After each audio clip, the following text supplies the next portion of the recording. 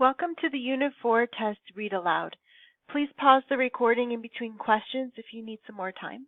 And here we go. Question number 1. Which of the following best describes a covalent bond? A covalent bond involves two metals that share electrons. A covalent bond involves a metal that shares electrons with a nonmetal. A covalent bond involves two metals that transfer electrons. A covalent bond involves a metal that transfers one or more electrons to a nonmetal.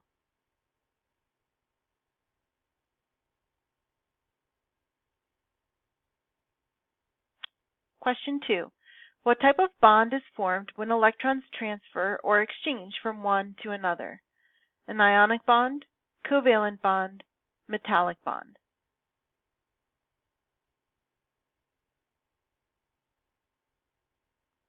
Question 3. What type of bond is formed from a sea of electrons moving freely among tightly packed cations? An ionic bond, covalent bond, metallic bond.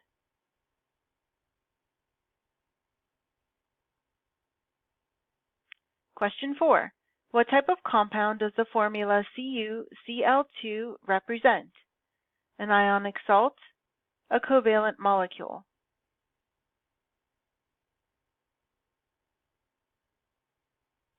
Question 5. What type of compound does the formula HCl represent? Ionic salt, covalent molecule.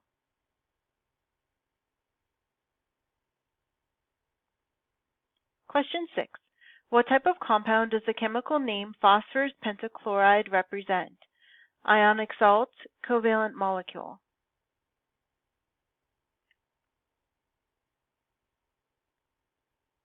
Question 7. What type of compound does the chemical name copper-1 nitrate represent? Ionic salt, covalent molecule.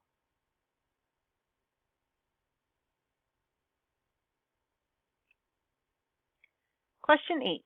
What type of compound can be described by the following image? An ionic salt, a covalent molecule.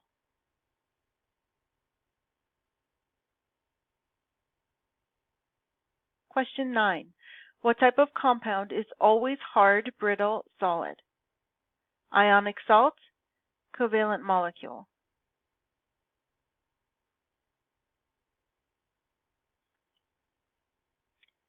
Question 10.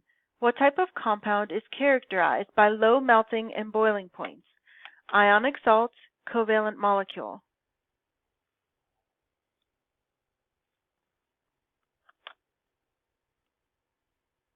Question 11. What type of compound usually dissolves easily in water? An ionic salt, a covalent molecule.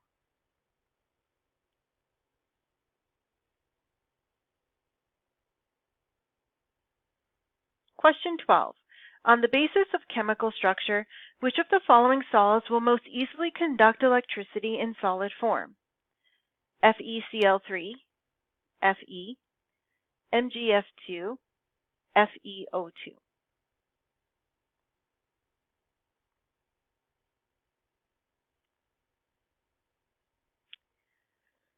Question 13. Which statement most completely describes a Lewis electron dot diagram? It is a representation of the electrons and protons that form bonds in a molecule. It is a representation of the total number and arrangement of electrons in an element, compound, or ion. It is a representation of the arrangement of valence electrons in an element, compound, or ion. It is a representation of the total number of electrons in an element, compound, or ion.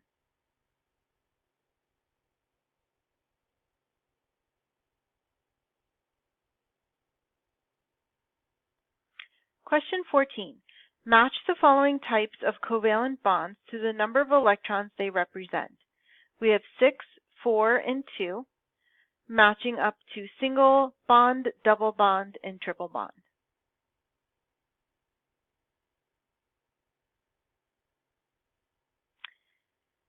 Question 15. In the Lewis structure for methane, CH4, what is the central atom? Neither. Carbon and hydrogen are both inside. Carbon, hydrogen, neither. carbon and hydrogen are both outside?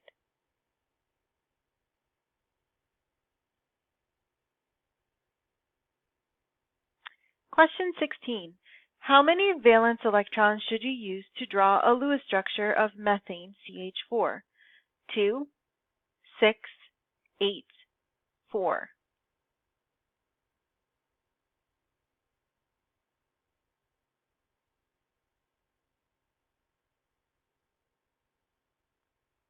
Question 17.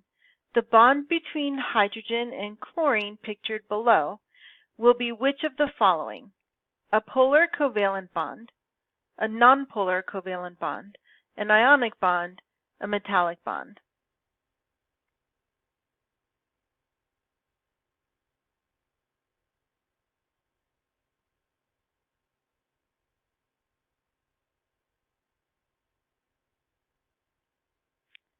Question 18. Consider the Lewis structure for methane.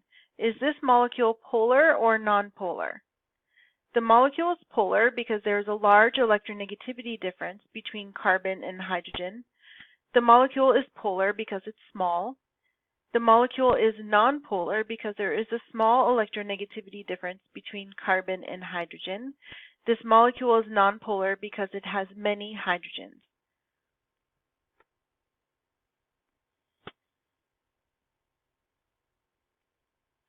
Question 19.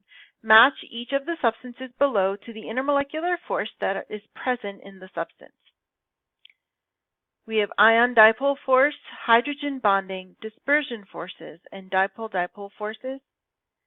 Matching up to CBr2Cl2, sodium chloride in water, ammonia, and methane.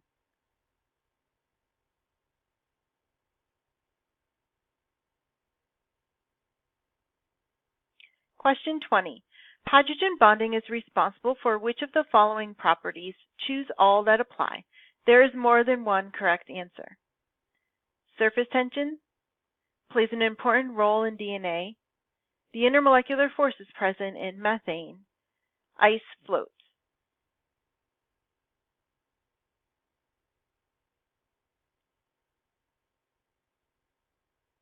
Question 21. Below are 4 Lewis structures for carbon dioxide. Only one of them is correct. Identify the correct one and explain why it is correct. For each of the 3 incorrect ones, explain why they are incorrect. To receive full credit, you should respond to all 4 images. There are the 4 images. And again, pause the recording so you can answer the open-ended question. There's one more open-ended question, 22. As you've learned in this unit, there are several differences between the formation of ionic bonds and covalent bonds. However, there is one significant similarity or driving force behind all bond formation. Part A, what is the driving force behind all bond formation, or what is the rule that we discussed in class that all bond formation has to follow? Part B, use the image below to explain how this driving force or rule pertains to the formation of magnesium chloride.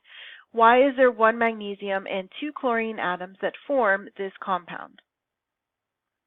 And Part C, use the image below to explain how this driving force or rule pertains to the formation of carbon tetrachloride CCl4.